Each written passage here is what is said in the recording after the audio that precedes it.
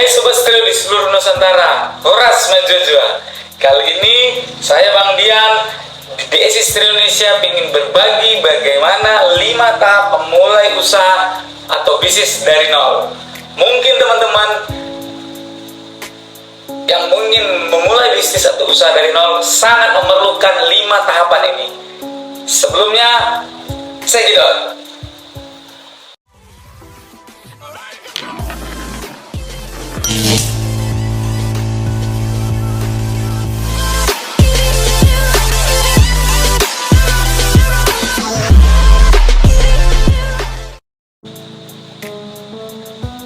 Yang pertama, rancang konsep bisnis kamu dengan matang.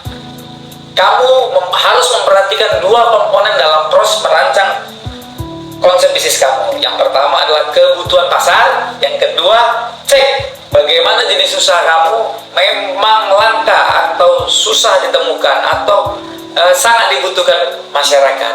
Sehingga dalam proses rancang konsep bisnis menjadi unggul sebuah produk yang bakal kamu mulai usahanya. Dalam proses merancang konsep bisnis, kamu tidak perlu repot.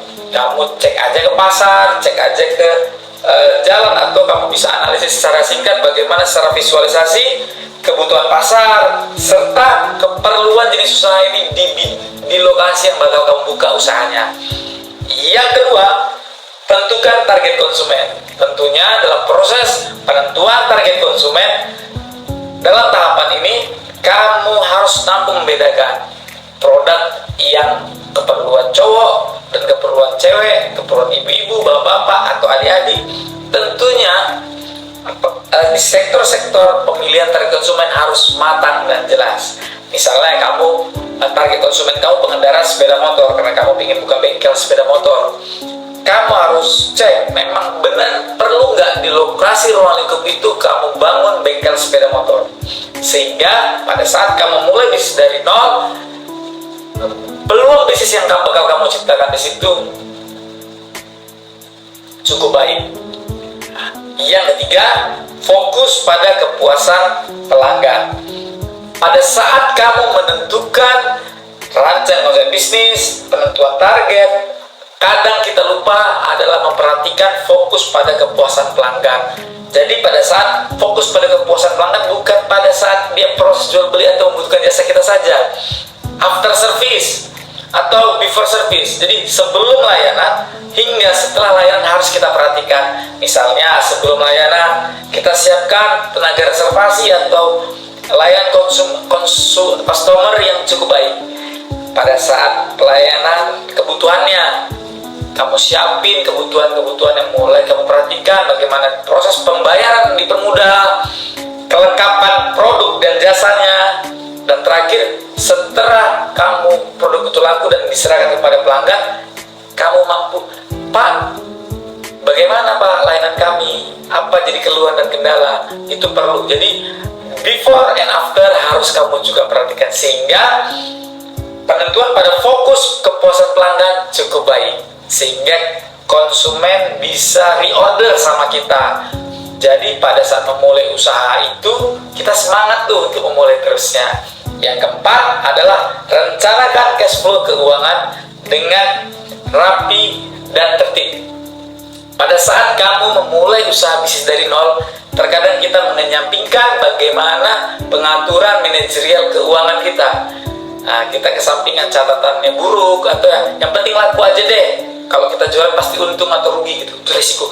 Namun tidak, dalam tahapan memulai usaha bisnis dari nol, hal keempat ini perlu sekali kamu perhatikan. Kamu rencanakan cash flow keuangan dengan baik, bagaimana perputaran modal, pengembangan usaha, biaya tak terduga, dan lain-lainnya.